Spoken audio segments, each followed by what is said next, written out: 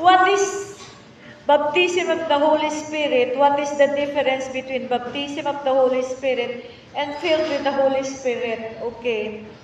So John 20:22, wala kasi tayong PowerPoint kaya I'll just read. John 20, you can check it out with your cell phone. After the resurrection of Jesus Christ, di ba, he met the disciples, and then sabi dyan, peace be with you, as the Father has sent me, I'm sending you.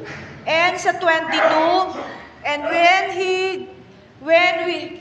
with that, he breathed on them and said, receive the Holy Spirit.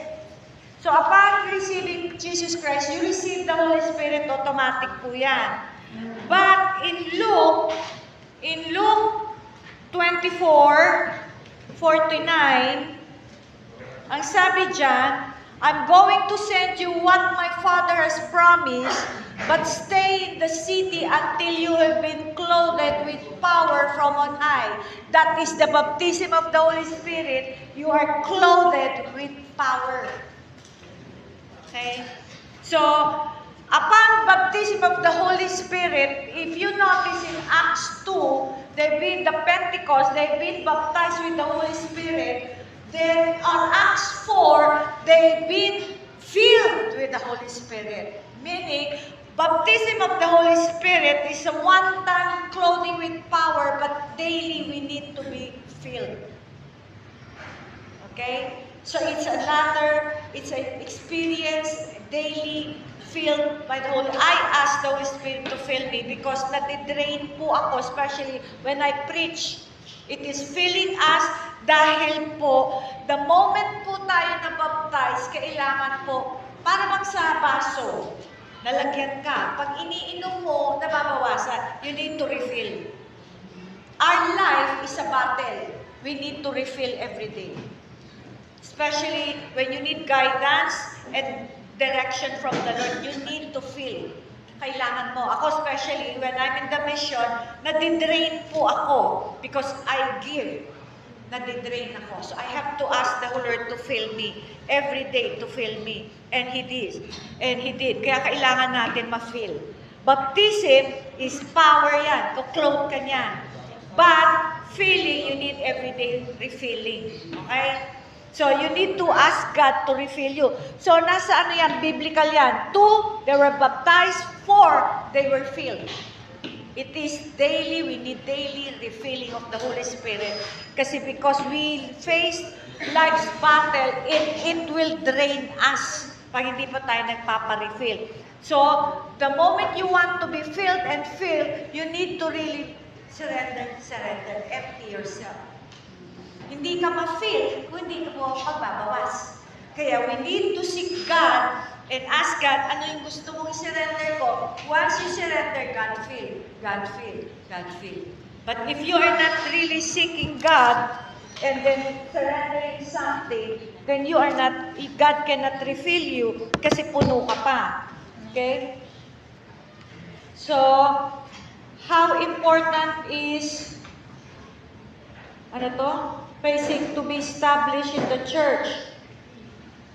You need church because Christ intended for us to be part of the body of Christ.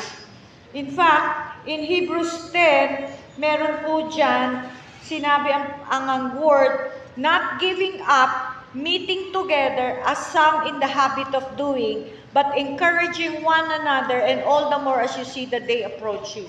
You need to belong to a church. Pag wala po kayong church, you are prone to be deceived by the by the demons. Kasi mahihila ka. Example po example. Kung ikaw nagpapatayo ka ng bahay, magpapadeliver ka ng hollow blocks, tama? So yung hollow blocks, i-deliver dito sa labas, habang yung construction ng maso, whatever you call that construction, kukuha ng hollow blocks, isisement para mabuild yung bahay. Isisement. Habang hindi ka pa nakasimento, yung kapitbahay mo nagtatayo din, pwede magnakaw ng hollow blocks. Kasi hindi ka cemented. You're not connected with anybody in the church. You're prone na manakaw pa ng kaaway. Mag-deceive ka, hindi ka tatagal. You need the body of Christ. Kaya nga body of Christ tayo eh. We need to be connected. How can you be connected kung di ka part ng church? Kasi marami po rin ako na-encounter, evangelist daw siya. Sa church mo, wala, they don't belong. You cannot function in your ministry gifts. You're not really in the church. Hindi po, wala pong, there's no such thing as independent Christian. We are interdependent with one another. Ngayon, sasabihin mo, ang hirap, walang perfect church. Hindi ka rin naman perfect. So, you need to be patient with people around you unless na lang talaga false doctrine, false pastor yung church nyo. Alis ka doon. Pero as long as nakikita mo naman yung mga flaws, mas mistake, imperfection, part yan eh. Di ba sabi nga sa word, be patient with one another. So, ang sinasabi ni Lord, let the imperfection of people around you perfect you. Okay?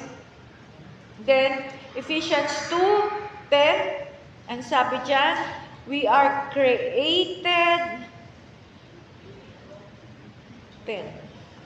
For we are God's handiwork, created in Christ Jesus to do good works, which God prepared advance for us to do. We are God's workmanship. Ibig sabihin, nilikha tayo, meron tayong mabuting gawa na hinahanda ng Panginoon para sa ating lahat. You can express that in the church and through the church. You need the church. Okay? Kaya kailangan po, na importante po, may church po tayo. Okay? Ngayon, pag sasabihin mo na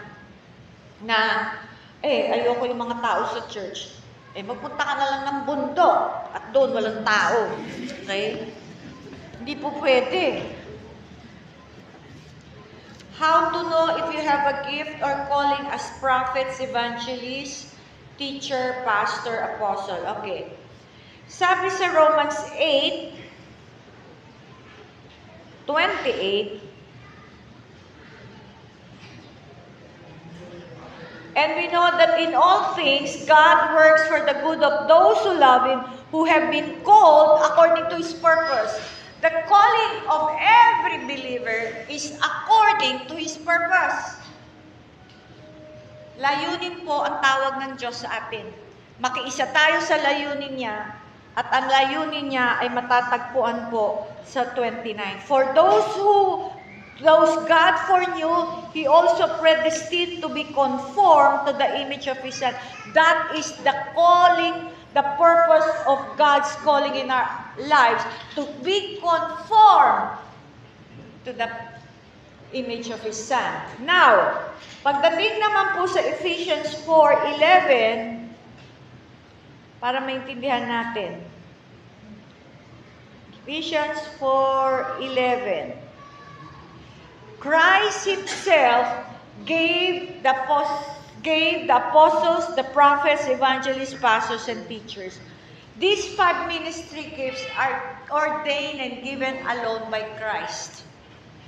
These are, si Kristo pong nagtatakda kung sino apostle, prophet, evangelist, pastor, teachers. Yan po ay hindi title, yan po ay function in the body of Christ. Now, all gifts in 1 Corinthians 12, anyway, next month, yan ay tuturo ko 1 Corinthians and 2 Corinthians. Yan po, anybody can have the gifts by the Holy Spirit. It is the Holy Spirit determines ano po ang gift natin. But the function in the body of Christ, the apostle, the prophet, the evangelist, the pastor, teachers, Christ gave exclusively, God ordained. Okay? Kaya hindi mo pwedeng sabihin na propeta ka. So, paano mo alam na meron kang calling as a prophet, evangelist, teacher, apostle, pastor, apostle? Number 1, sasabihin sa inyo ni Lord yan. Before publicly, may private revelation. When Kasi nung nagkaroon po ako na encounter kay Lord, ang una-unang sinabi sa akin ni Lord, Grace, follow me. Yan ang unang-una dapat maintindihan natin. Kasi marami po ako na-encounter, Pastora, tinawag ako ni Lord, ay good! Kami, ano po ako, Pastor? Hindi, tinawag ka, sumunod sa Kanya. Yun po yung una, initial. Kaya ka tinatawag, sumunod sa Kanya. Ngayon, kung tinawag ka at sinabi mo gusto mo magpastor pero ayaw mo sumunod sa Kanya, hindi ka Christian. Kaya yan po yung danger na marami. Tinawag sila, pero they do not understand that we are called to be a disciple of Christ first before we function in the ministry gifts. If you are called, the very first calling natin is to follow Christ. Kasi nung tinawag ako ni Lord, sabi niya, follow me. Hindi ko inisip, ano kaya ako, pastor? Wala sa akin yun. Kaya nga, I was established first in Christ before in the ministry. Sadly, majority of Christians are established in the ministry than in Christ. Kaya marami pong mga nasa ministry, hindi ginagawa yung gusto ng Diyos kasi nauna sa kanila ang ministry kaysa relationship. Remember, out of the intimacy will birth out the ministry. Ano po ang pinapanganak nyo kung wala kayong intimacy, kaya marami pong ministry, Ishmael. Hindi yan kay Lord. Kaya, paano mo malalaman? You know what? Hindi ako conscious of what I am. Basta, the Lord said, Grace, your function will be in the 4 ministry gifts. Apostolic, prophetic, pastoral, and teacher. My prominent gift is teaching. Then, sabi ko, okay, in-ignore ko na lang. Then one day, someone will confirm. Sabi niya, Pastora, apostle ka. Okay. Minsan, Pastora, propeta ka. Someone even told me, you are a high-ranking prophet. Hindi ko naman naintindihan yan. Ayun, hinahaya ko lang sila. You see, God will confirm through someone. But I never claim I'm a prophet, I'm an apostle. I just function. Okay? Huwag tayong maging conscious. You know what an apostle send out? Prophet, prophetic, lalo na pag teaching, you need what God is saying to you. When you're a prophet, you're a preacher. Kaya lang, hindi lahat ng preacher prophetic. So, hindi ko po pwede ma-elaborate yan dahil hindi yan po ang topic ko. But if you want to really know that, I will teach on that more pag napunta na po tayo sa Corinthians and Ephesians. Then, the pastors. The pastor can be a preacher, pero meron din pastor, hindi called to be a preacher. Meron namang mga preacher, hindi pastor. So, makikita mo, nagpipreach lang yan, walang pakialam sa tao. A pastor who cares for the flock, mahal niya ang sheep. Pero a leader na walang pagmamahal, baka preacher lang yan. Again, you can be a pastor, but not called to be a preacher. Or you may be a preacher, but that you're called to be a pastor. But usually, pastor are preachers too. Pero mas maganda, if you're a prophet and a preacher, because you preach the now message of God, prophetic teaching ang tawag doon. Now, as an evangelist, nobody can just claim an evangelist because when you're an evangelist, signs and wonders, the evidence you're an evangelist. Now, if you share the gospel without signs and wonder, you are just called an exhorter. And a teacher, he knows how to expound the Word of God. Okay? So, hindi mo malalaman yan until God tells you. There is a private revelation of God's function and then public. Okay? Kaya huwag kayong mag-rely na, may nagsabi sa akin, propeta ako. Minsan baka binubola ka lang. It has to be God Himself. Then, i-confirm yan ng public by someone telling you. Many people come to me and they said, Pastor, you are a prophet. You are an apostle. So, it doesn't really move me. Wala naman ako pakialam. Function naman yan eh. Okay? At saka you identify the gifts. Ano yung gustong-gusto mong gawin sa church? If you love preaching, you're called to be a preacher. Okay? Pag gustong-gusto mo sa mga bata, you may be called, teachers for the kids. You want to sing, passion mo yun. Yun, identify mo kasi yung function, role in the church, yung gustong-gusto mong gawin. You love doing that. So, ngayon, kung wala kang love gawin, ano ka? Okay?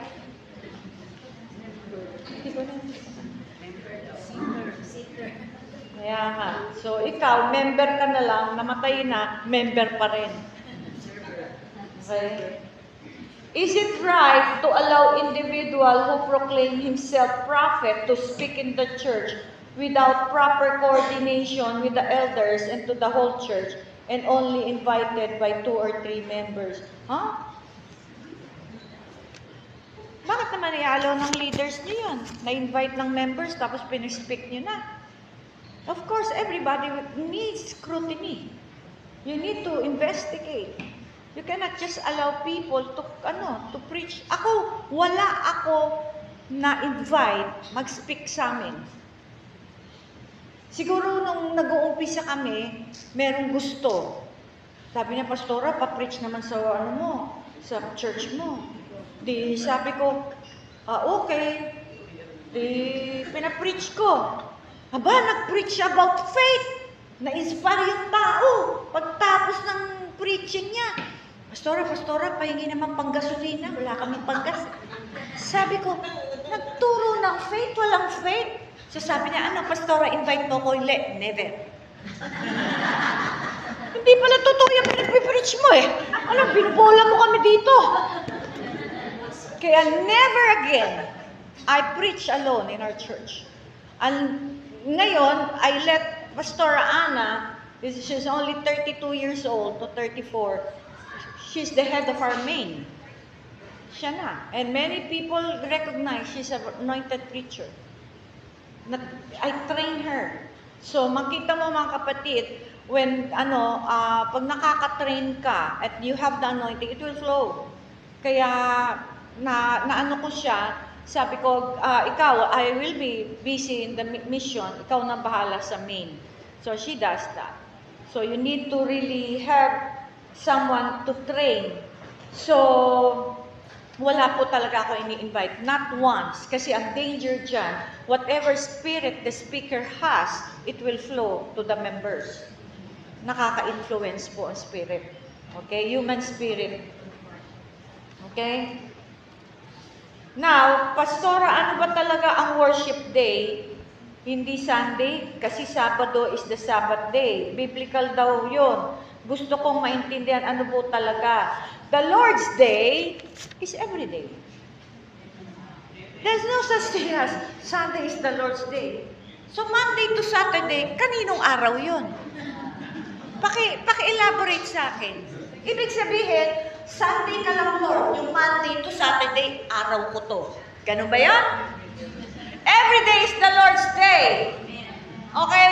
There's no such thing as Sabbath or Sunday. Sunday because it is the free day na walang work. That's why we really corporately agree na Sunday. Pero every day is the Lord's Day. Okay. Ito po yung by October. I will rest from November, I will rest from discipleship. Magko-conference tayo. Kasi ito po yung napapansin ko. Ang church, naging structured. Sunday, pupunta, mag-praise and worship, mag-work, the tithes and offering, may closing prayer, goodbye. Diba? Is that church? According to the Bible. I am the church, you are the church. Example. Kaya to alam ko kasi sabi ko, Lord, ano ba talaga ang church? Kasi sabi niya, church has become structured. It's not flowing with the Holy Spirit. Naging structured siya. Pag wala kang simba ng Sunday, parang feeling mo may kulang. Kasi hindi ka sanay magkaroon ng relationship with God. When I started discipling sa Iloilo, ang dami ma-attend. They realized they belong to a false church. Wala akong sinasabi, nagdi-disciple lang. Sila na nag-identify. Ang daming lumabas ng church from their churches. So sabi niya, Pastora, paano kami? Aba, hindi ko alam. Wala naman akong church sa Iloilo eh. So, sabi nila, paano kami? Yung iba, ayaw namin, paano yung mga kasama namin, kukunin namin. Sabi ko, bago mo kunin, ikaw muna, ikaw ba ligtas? Kasi isi-save mo yung iba, ikaw nga, hindi ka save. Sabi niya, hindi, Pastora, save ako. Paano mo alam? Hindi siya nakasagot. Kasi yun na marami sa Christians eh. Paano mo alam save ka? Paano niyo alam save kayo? Kasi tinanggap ko si Kristo. Aba, ang daming tumanggap. Kahit nga hindi nila alam kung ano tinanggap nila eh. Kasi pinilit lang sila, tanggapin mo. Sino ba tinatanggap? So, tinanggap, prayer of acceptance, Christian na daw sila. So, that's what the majority of the pattern of those who believe they're Christians. Then they belong to a false church. Hindi sila na-identify. 10 years na sila doon. Doon lang nila nalaman they belong to a false church because through discipleship, na-realize lang marami silang natutunan. So, sabi nila, lalabas kami. Dami nilang lumabas. Sabi niya, paano kami? Sabi ko, gawin nyo, establish nyo yung relationship nyo kay Lord. Makinig kayo. Then one day, after 3 months, kinausap ako ni Lord, gather them. Sabi ko, sige, once a month, nandun ako nag-disciple, gather ko sila. Sabi ko, ito, gagather lang kayo. Walang magpipreach kasi once a month lang ako dito. When you gather together, we follow what the Word of God said. When one of you come, one may have a psalm, have a word, have a song. Everyone will participate. Pag nag-gather kayo, mag-pray kayo, mag-sharing kayo, kumanta kayo kung gusto nyo kumanta. And they did that. You know what? In a matter of 2 months, everybody lumago. Without the structure. Because we have been used to a structured church. Dapat ganito. Doon ginawa ni Lord sa Iloilo. Alam mo ba mga kapatid, they said, they experienced the presence of God so powerful that everybody changed. Nagre-rent kami doon. Alam mo ngayon, sabi nila, Pastor, every time you're here, we'll take care of everything. I did not ask for anything. Kasi pag nagdi-disciple ako doon, it will cost me 8,000 sa function. And then food. Sabi niya, hindi na ako nagbabayad. They'll take care. Hindi to mga mapera. Iba nga pensionado, yung iba hardly have anything. But because God was moving powerfully in their hearts, there have been change. One time, they visited BJMP kasi nag-distribute ng Bible. You know what? Sabi ng mga prisoners ng women, sabi niya, first time daw nila naranasan ng presence with CRC. That's the goal of every church. We carry God's glory, we carry God's presence. Wherever we go, people experience God. Because God has an approval in and through our life. It's not the structured church, but they come together at one day. I met a pastora doon, Miss Church siya. Sabi niya, Pastora, wala kang musician. Wala eh. Can I, be the guitarist? Sabi ko, may church ka. It doesn't matter. I will support this church. Sabi niya, we work together. Kung anong kailangan niya sa church, kung anong kailangan ko sa church, we work together. No competition. We just cooperate. Kaya every Sunday, kahit may service siya ng 2, she makes sure pupunta siya ng morning sa venue namin. Maggigitar siya, minsan kakanta siya, minsan siya pa yung magsishare ng word. But every Sunday, we gather. Nag-start lang sila sa 10, ngayon 20, and pag nandun ako, puno ang venue. And lives are being changed. Lives are being changed. And it's not a structured church. Minsan pupunta lang sila, anong plan natin ngayon? Ang sabi ni Lord, sabi nila, pag-play na lang tayo ng video ni Pastora. I-play sila. Tapos i-discuss nila. Minsan mag-iiyakan pa sila. That's what God wants in us. No structure, nothing. You don't box the Holy Spirit. Itong gusto ni Lord. Ito lang. Tayo kasi conscious tayo, dapat ganito, ganyan, ganyan. Ang tanong, may nabago ba? Kasi kung Sunday after Sunday, yun ang ginagawa niyong pattern, pero wala nababago, you have religion. God wants His people to follow His leading. And if God wants this Sunday, may Sunday nga na sabi nila, walang church. Alam mo, sabi ni Lord, this Sunday, no gathering. Wala silang gathering. May issue? Wala. Yun ang sabi ng Holy Spirit eh. Sabi ko, wala kayong gathering. Direction po ni Lord, wala daw ngayon. Okay. See? Because every day is the Lord's day. Yan ang sisirain ni Lord sa mga structured church. Because church nowadays, lahat ng members hindi magkakakilala. Walang pakialam. Kumain ka na ba, kapatid? Minsan nararamdaman mo parang may kailangan to, pero baka ako lang yun. Kasi ayaw mo magbigay. Mga kapatid kami, we make sure anong kailangan ng bawat isa.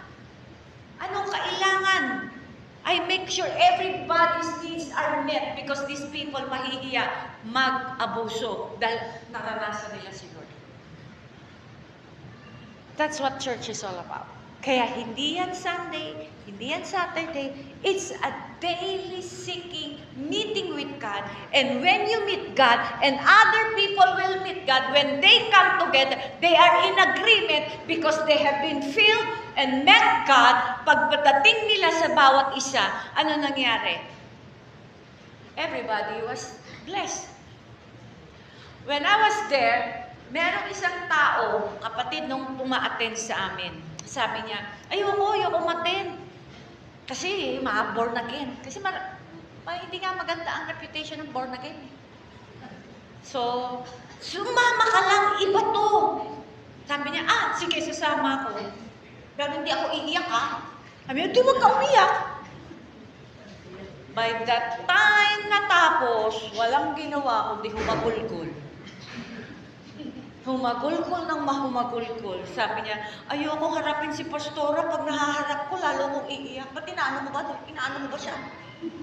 Yung mga kapatid, she is cancer. She has cancer. By this time, dati tatakot siya. Marami siyang issue.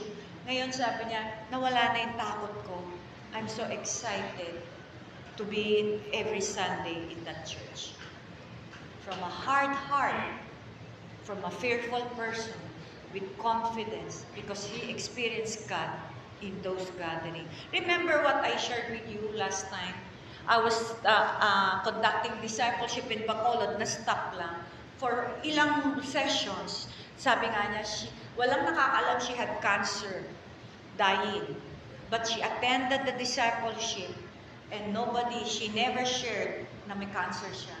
Then at the last time na nag-disciple ako, sabi niya, I'm healed through the Word of God. Nawala na po yung cancer niya. 4 sessions only. Hindi siya nagpakimo. She devoured the Word. And the Word is the power of God unto salvation. Na-healed siya sa cancer because of the Word. I did not even pray for her. I just thought. That's the beauty about the Word of God. Kaya ang Lord's Day, it's every day. Okay? Kaya wag nyo nang i-box ang Holy Spirit na ano bang araw. Every day is a Lord's Day. Pastora, what is the difference between envy and jealousy? In my own understanding, they have the same meaning. Envy kasi it's like covetousness, you wanting to have what others have, discontentment. Jealousy is wanting to be number 1. Kaya ka nagsiselos kasi that person has something that you do not have envy on, pero merong para bang gusto mo maging bida kaysa sa kanya. Jealousy yun. Okay?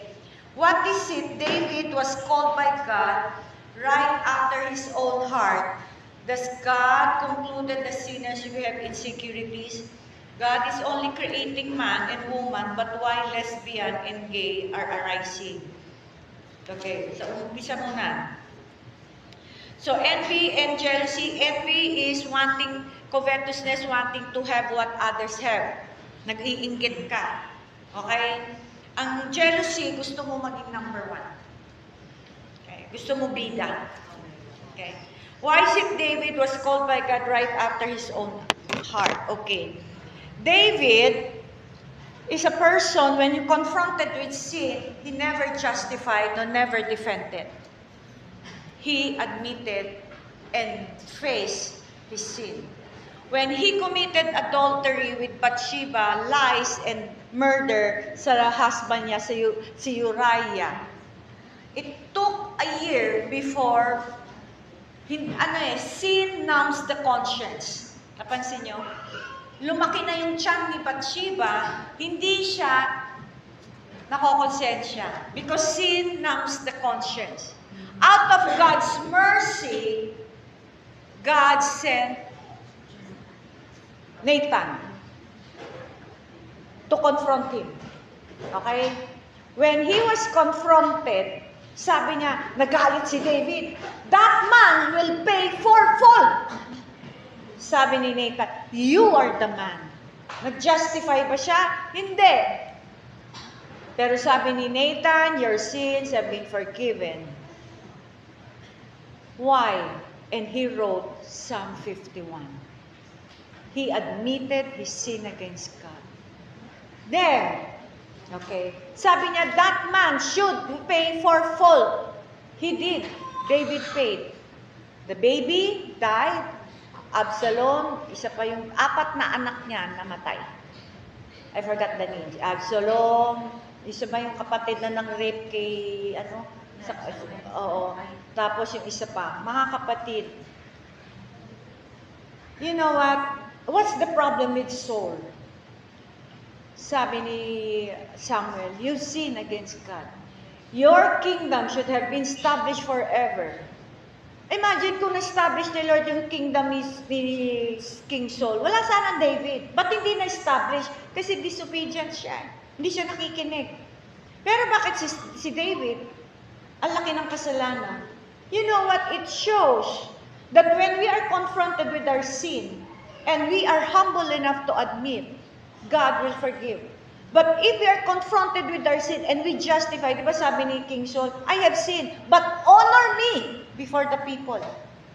He was not broken because of his sin. Sometimes we are afraid of the punishment that God will inflict upon us because of sin. Naiiyak tayo, but we'll never cry because we are broken by sin. There's a big difference. Broken because we are exposed, napahiya tayo. Broken because we offended God. David was broken because of his sin, because he offended God. Kaya nga sabi niya sa Psalm 15, to you alone have I sinned. Paano kay Bathsheba? Kay Uriah, nakasala siya. Pero ang recognition ni David, to you alone.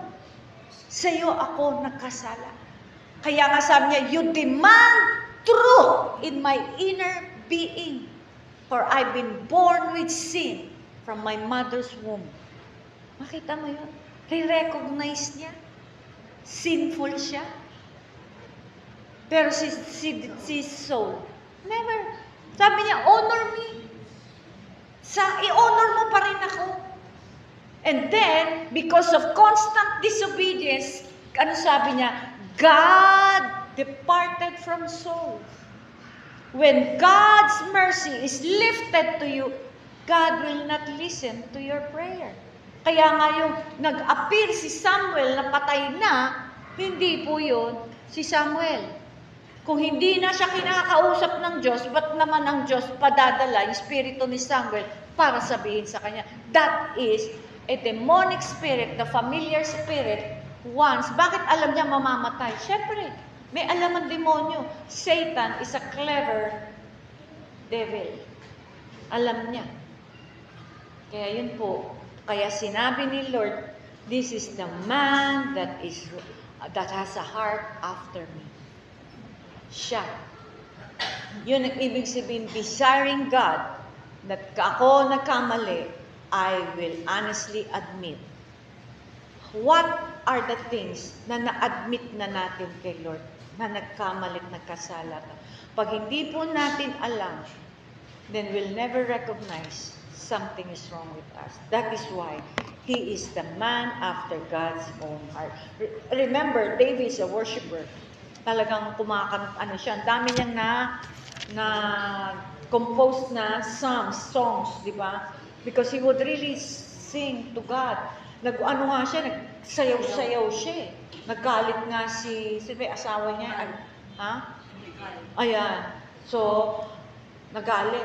Mawawala ka dyan. Kakahiya ka. Sabi, mas makakahiya ako. Magsasayaw ako lalo. Panginoon. You see, it speaks na old wineskin hates the new wineskin. Ayaw niya ng new thing. Kaya sabi niya, you will be barren for the rest of your life.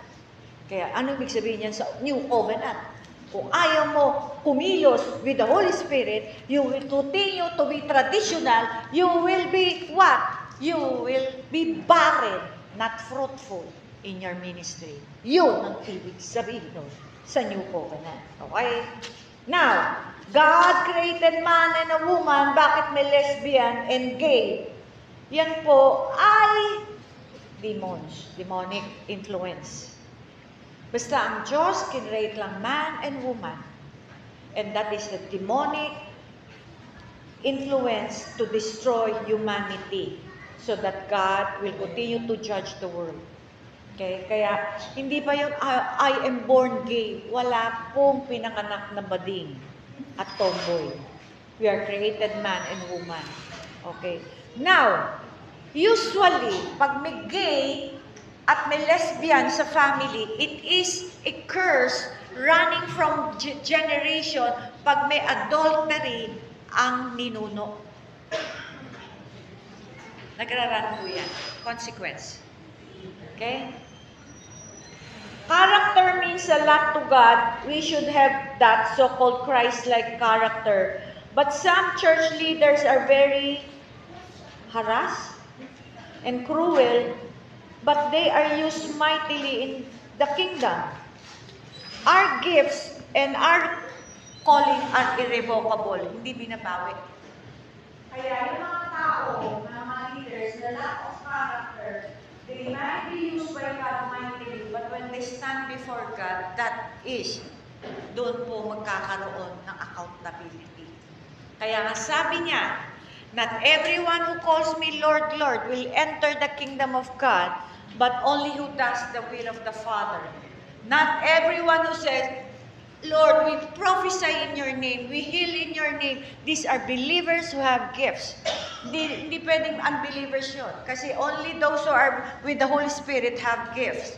So, kahit ikaw, ginagamit ka mightily, you are prophetic, you are what? Nag-heal ka, pero pwede kang i-reject at the time of the judgment seat of Christ. Yan po ang topic ko ngayong hapon, the judgment seat of Christ. Kaya lang wala kasi tayong PowerPoint dahil hindi po kaya. So, tingnan nyo na lang yung mga scriptures, okay? Last question. May question po ba? May last question. Pastora, pwede ba ang mga babae magbigay ng Word of God instead sa lalaki? Kasi sa Old Testament, ang mga babae hindi pinahintulutan magsabi kundi makinig lamang. At pwede ba, pastora, maging leader ang babae sa church instead lalaki kasi ang lalaki ang family?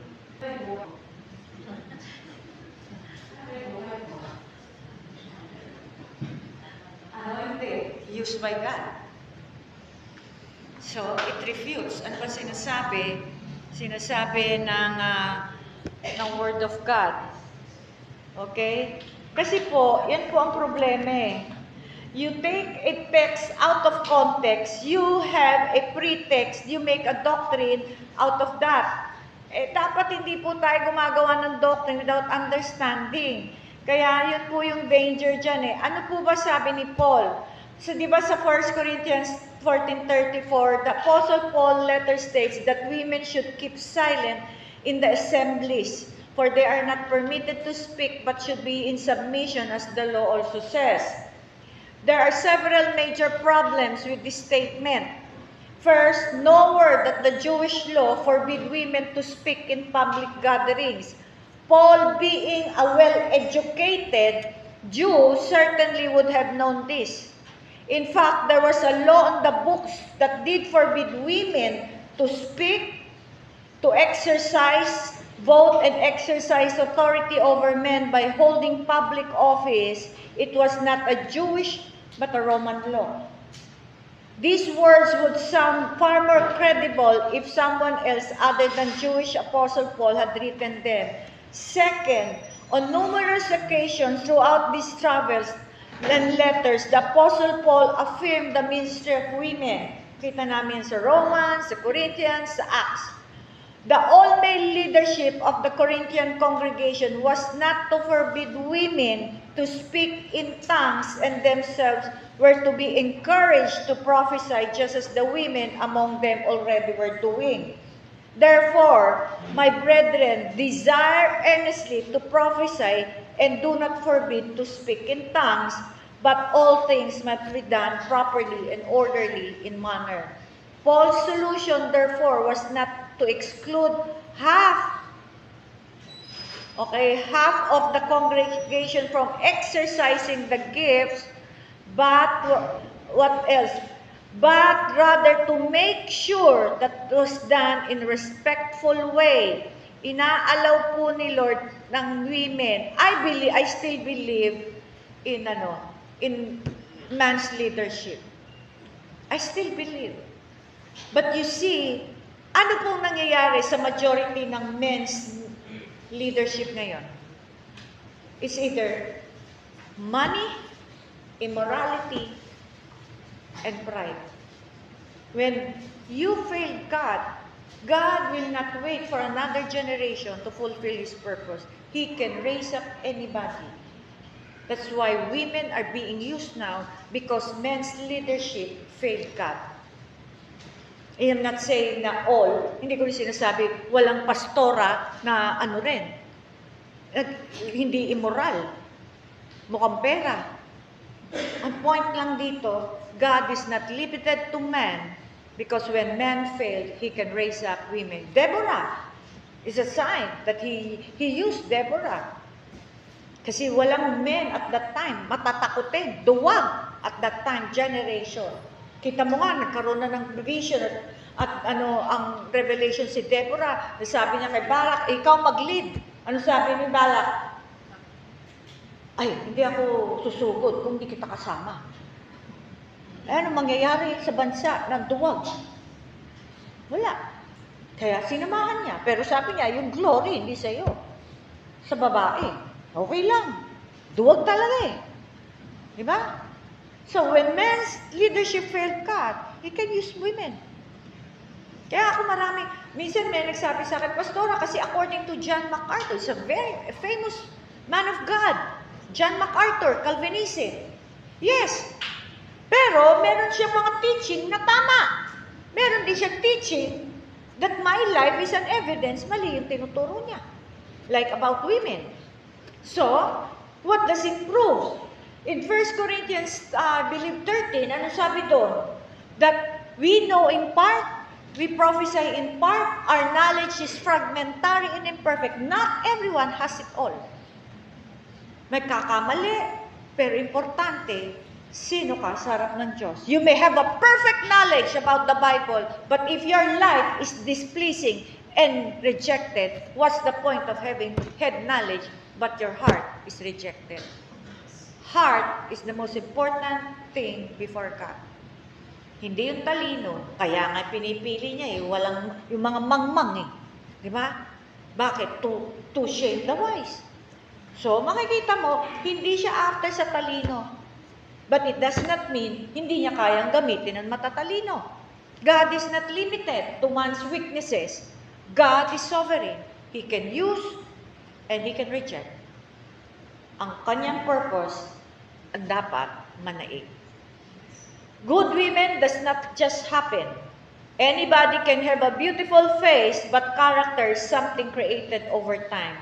What makes a woman attractive? Her inner strength, wisdom, and kindness. Exude the beauty, delightfulness, and favor of God in your life. Kaya tayo mga kababaihan, ang ganda natin si Kristo. Kahit anong tapal mo sa mukha mo, kung ang sama ng ugali mo, makikita yan. Kaya mga kapatid, rejoice, tayo mga babae ay ginagamit ng Panginoon. Mas bonus, pag tayo ay maganda. Amen po ba? Ba, lakas mo na. Kanina puro review, walang nag-amen. Ngayong ganda, amen. O, kaya, yan ang gusto ko sa inyo eh. Basta blessing, beauty, prosperity, amen. Discipline, judgment, warning, wala. Okay, since we finished Romans, I will just have to teach on the judgment seat of Christ. Lahat po tayo magkaroon ng realization. Tatayo pala tayo sa harap ng Diyos.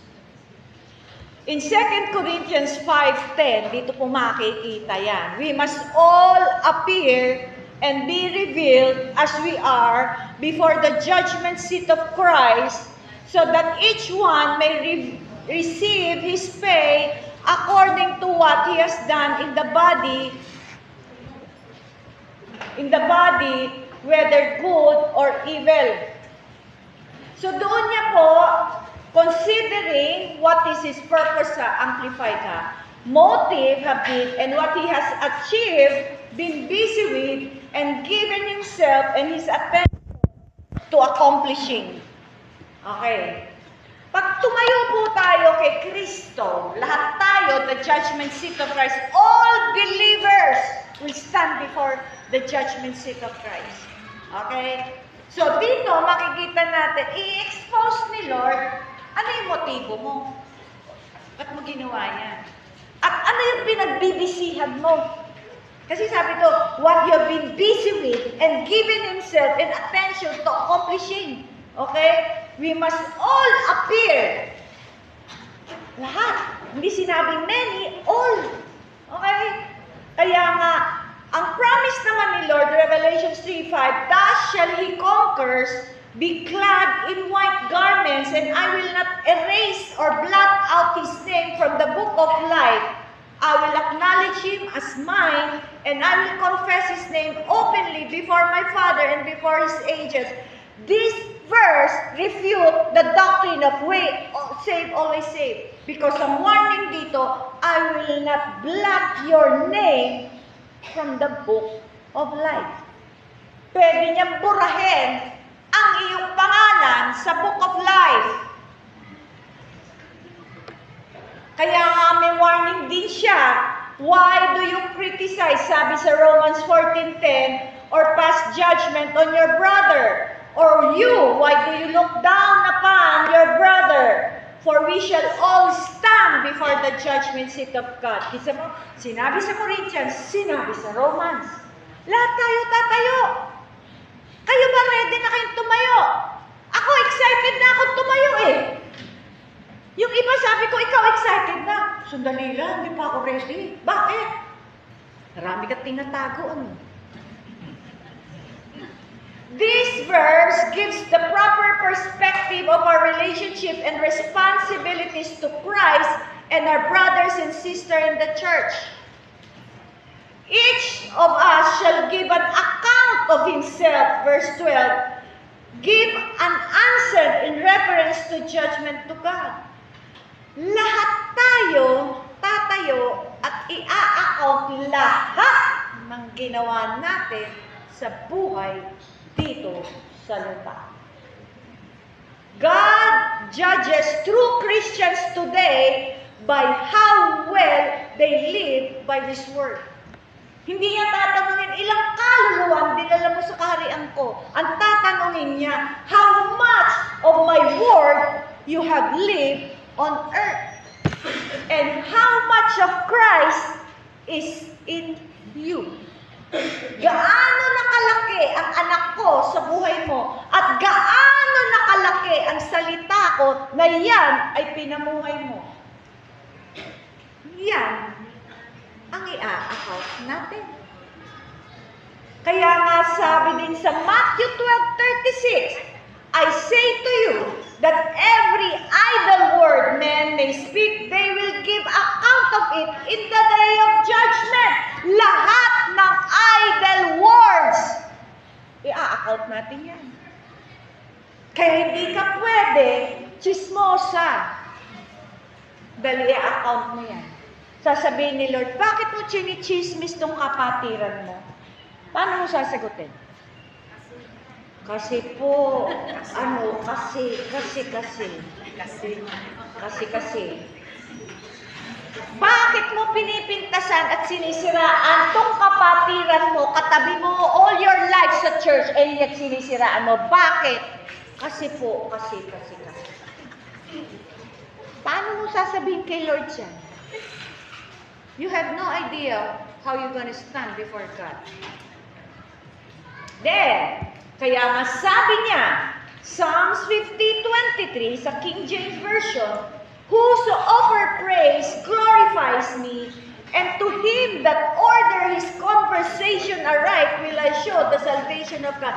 Madalas, kaya hindi tayo sinasagot ng Diyos dahil yung pananalita natin ay mali. Sa araw-araw, mabait ka lang pag linggo ng umaga. Pagdating ng tanghali, nababago ang anyo, balik sa dati. Di ba? Kala mo may pakpak ka pag umaga. Pagdating ng 12, wala na ang pakpak, antena na tumataas. Mga kapatid, when was the last time na convict ka dahil may kinriticize ka? You know, I thank God. Minsan meron ako ikikriticize, may sasabihin lang ako sa katabi ko. Kasi, parang pag nakita ko, nakita mo yun, parang ang bado yun. Sasabihin ko sana yun Pero sabi ni Lord, stop. Ay ko, Lord, sige, hindi ko na sasabihin. Pero sabi niya, pero inisip mo, yes, forgive me. Bakit? At least, kinukonflict ako kasi sabi ko, Lord, yung 5 aspeto ng buhay ko, puruhin mo. Yung thought life, motive, attitude, action, and words. Yun yung 5. Pupuruhin ni Lord sa atin. Kaya pag nakatingin ka lang, nakasmile ka, pero yung motibo mo, sana matapa. Alam ni Lord John. Alam ni Lord John. Kala mo? Smile ka, pero makita mo yung heart mo. Alam ni Lord yun. At pag tumayo ka, grasya, naalala mo, nakasmile ka, pero yung puso mo, sabi mo, matapa siya. Ano sasabihin mo kay Lord? Lord, hindi totoo. Ay, may recording yan. Ayan, Yes. God will have a recording of our life. Alam mo yung hindi niya ipapakita, yun na pag-repent natin. Kaya ang book natin, yung book of life, ibubuksan niya yan Alam mo, ito yung nakita mo, i-deny mo, show the recording. Ano pa? Anong aanin mo? Pahiya ka. Kaya nga pag nakita niya, wala na to. Pag pinakita yung recording, wala na, pinatawad ko na yan, pinatawad. Kaya nga, we have a life of repentance. Sa gabi, Lord, naisip ko to, nasabi ko to, Lord, forgive me. Bakit sasabihin niya sa 1 John 1:7 to 9, God, if you claim that you do not sin, you're a liar. But God is faithful to forgive those who ask for forgiveness. Kaya ba tayo nanghingi ng tawad? Di ba si Peter, sabi niya, Lord, wag mo hugasan ang paa ko. Sabi, if you don't let me wash your feet, you have nothing on me. Well, you have no part in me. Bakit? Sabi niya, you have been washed. Tayo, tinanggap natin si Kristo, napatawad na tayo. Bakit feet lang ang winawash? Yung everyday walk natin sa buhay. Kailangan hugasan mo yun. Yun ang ibig sabihin nun. Siguro yung iba dito, Hindi pa tapos ang buhay, punong-puno na yung pages. Kulang pa, the pages, magdagdag pa. My goodness.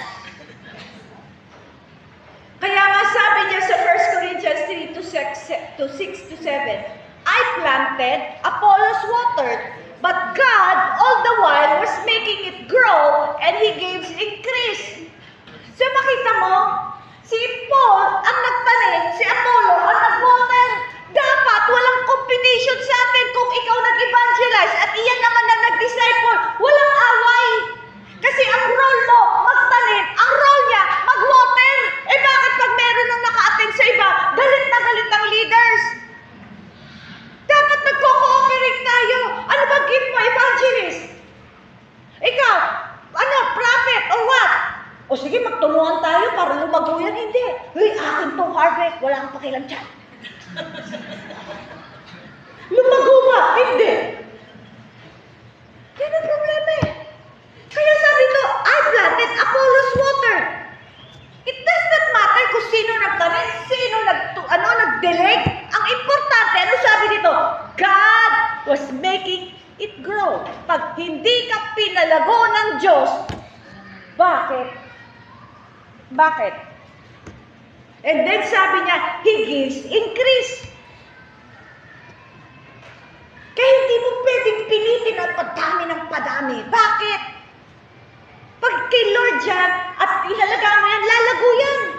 Parami ka ng parami. Kaya nga ako nire-review ko yung maraming church. But ang dami yung daughter churches, yung main nyo, puro mga bata pa rin.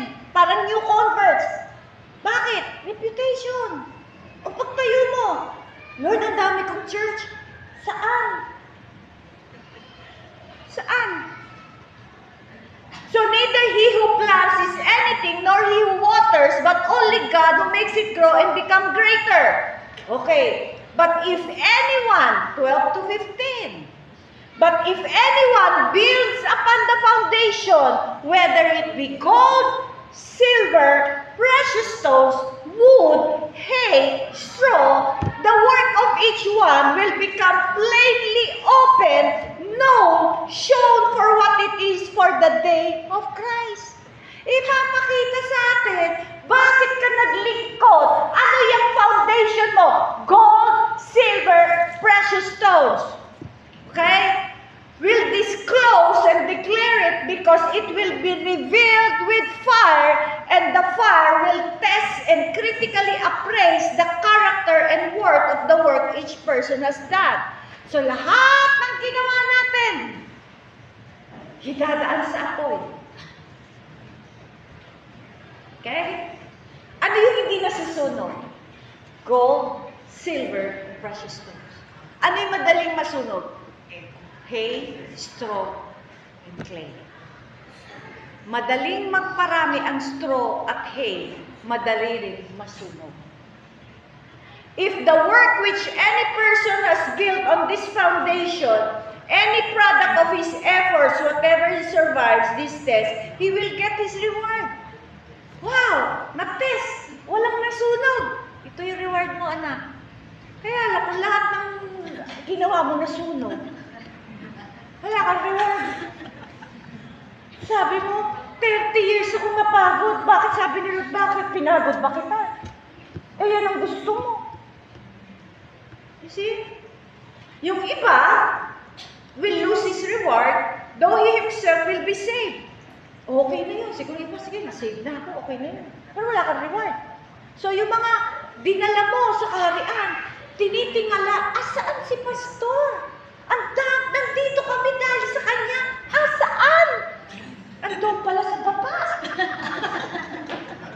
Ano yun?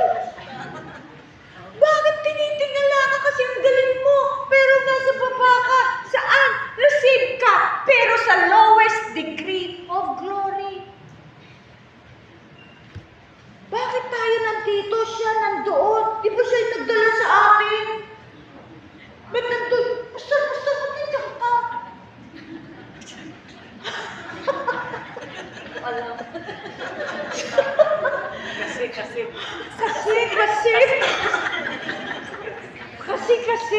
Okay? Okay? gold.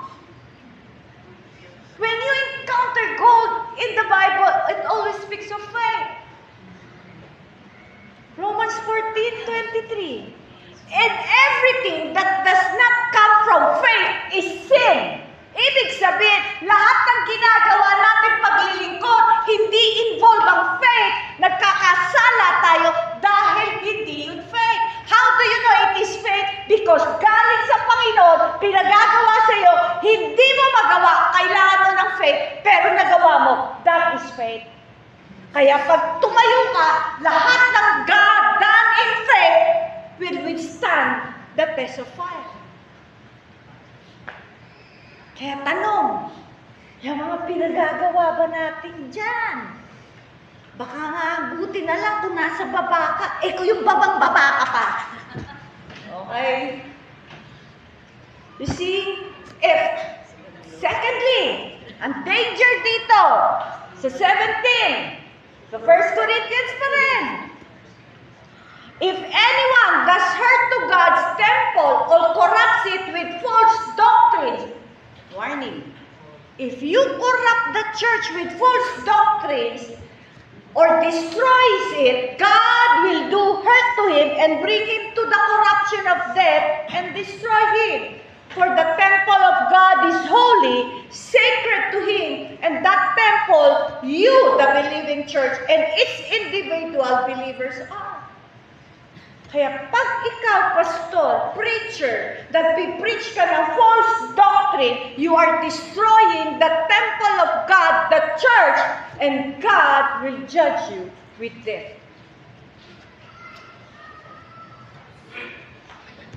Kaya nga, di ba sabi niya sa Matthew 7:21-20, not everyone who says to me, Lord, Lord, shall enter the kingdom of heaven, but he who does the will of my Father in heaven. Many will say to me in that day, Lord, Lord, have we not prophesied in your name, cast out demons in your name, and done many wonders in your name? And then I will declare to them, I never knew you. Depart from me, you who practice lawlessness. You see the word?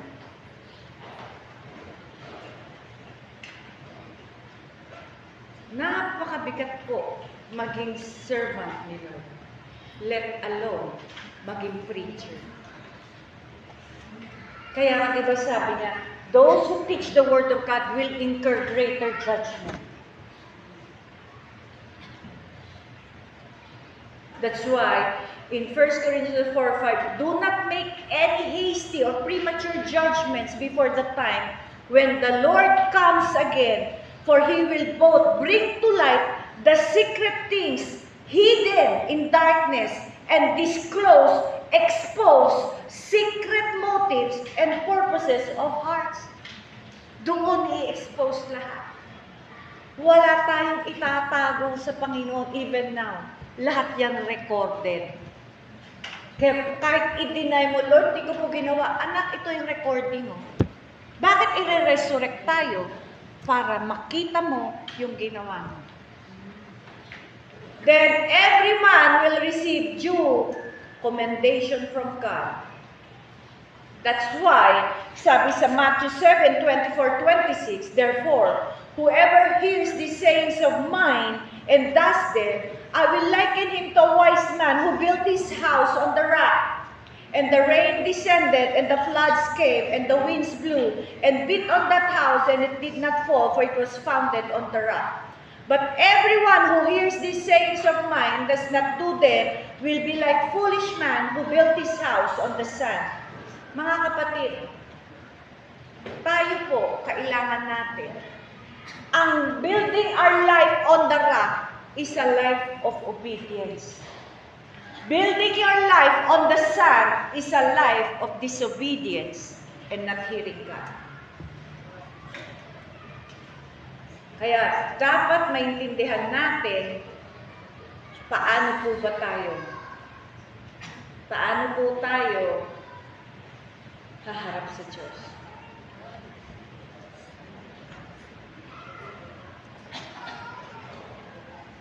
I pray, you see, promotion to honor is a very tempting bait to many people. That is why the Lord taught his disciple in his prayer, Father, lead us not into temptation. Reputation, build the kingdom, not your reputation. You cannot do what God called you to do if you have a reputation. The heaviest burden to carry is reputation, because you have to keep up with it and becomes heavier when you make it yourself. Do not let people make you something you're not. Kaya nga, the rewards of the saints. In Daniel 7:27, then the kingdom and dominion and the greatness of the kingdoms under the whole heaven shall be given to people, the saints of the Most High. His kingdom is an everlasting kingdom, and all dominions shall serve and obey Him. Mga kapatid, ang reward po ng mga saints who really live for God is rulership, kingdom. When Christ returns, establish the kingdom of God, ang reward ng mga saints, anak, rule Asia. That's your reward. Rule America. Lahat ng continents. That's why we need to understand anong pinaglalaban natin. You know, when God called me, hindi wala pa yung CRCM, He gave me a pick. Sabihin, silip na ano yung reward ko. Doon ko naintindihan. Kasi sa Revelations 5:10, and He had made us kings and priests to our God, and we shall reign on the earth. In Revelation 3:21, ito po yung pinakita sa akin ni Lord, to him who overcomes, I will grant to sit with me on my throne, as I also overcame and sat down with my Father on His throne. Mga kapatid, when God called me, He showed me my eternal destiny. It was very near the throne of Christ. Kaya nung nakita ko yun, sabi ko, Lord, alam ko ano ilalaban ko sa buhay ko. Pag hindi nyo alam ang reward nyo in eternity, hindi nyo alam paano nyo ilalaban ang faith nyo. When times will become more difficult, paano mo ilalaban ang fight? Sabi ni Paul, fight the good fight of faith. Anong nilalaban nyo para kayo manindigan kay Kristo? Ministry? Wala yan. Kaya nga, di ba sabi ni Paul sa Ephesians 1, that you may know and understand how rich is the glorious inheritance in the saints. Ipag-pray mo, pakita mo, Ama, ano yung inheritance na aabang sa akin dyan sa kaharian mo. Dahil pag nakita ko, naintindihan ko, alam ko ano yung ilalaban ko sa buhay ko dito sa lupa. If you do not know the reward, hindi mo alam anong pinaglalaban mo sa buhay Kristiyano. Kaya pwede kang kampante, hindi ka lumalago. Ministry is your what? Is your glory. Malaki na ministry mo, may church ka na, na-accomplish ka na, and then when you stand before God, it was all burned up. Why? Because of wrong motives. So ano ka? Wala, empty. Your eternity is empty. Okay lang yun, at least andito ka sa kaharian. Ang masaklap, pumunta ka sa hell. Because God rejected you. You see, sabi dyan sa 19:7-9 sa Revelation, let us be glad and rejoice and give Him glory, for the marriage of the Lamb has come, and His wife has made herself ready. And to her it was granted to be arrayed in fine linen, clean and bright, for the fine linen is the righteous acts of the saints. Hindi lahat bibigyan ng fine linen, white linen. Sasabihin niya, ikaw, may white linen ka because of your righteous acts on earth. Ginawa mo to, sinakripisyo mo, may tamang motibo. I give you white linen. Not everyone will have white linen. Then she said to me, right, blessed are those who are called to the marriage supper of the Lamb. And he said to me, these are the true sayings of God. This is the time to prepare for the marriage supper of the Lamb. Ang tanong, kamusta po ang white linen? Ang puso. If you stand before God, how are you going to stand? Put things right before God, especially your motive. Don't live complacently and carelessly, because one day all of us will stand in the judgment seat of Christ. Hindi ito na ituturo, pero now that you heard, be careful how you live before God. From this day on, I advise you live before God, not before men. That's how I live. I live before God. Siya ang consciousness ko. May sinabi ako, may naisip ako, conscious ako sa Diyos. Kaya kayo, I pray that this message will awaken us. Lord, I cannot afford to be careless, complacent, and what? No goal in my life. One day, I will stand before you. Ayokong mapahiya sa mga tao dahil i-expose mo yung motibo at mga tinago ko sa buhay ko. This is the time where we can start again. But this time, do it in God's way. Amen po ba? And I challenge everyone. Okay? Itong group na to, mag-grouping kayo. Itong group na to, itong group, itong group, itong group. Group. And pray for one another and discuss what impacted you today. And pray for one another. Come on, people. Magdadal kayo. Itong group na to, itong group na to, itong group, itong group. Walang bolahan, ha?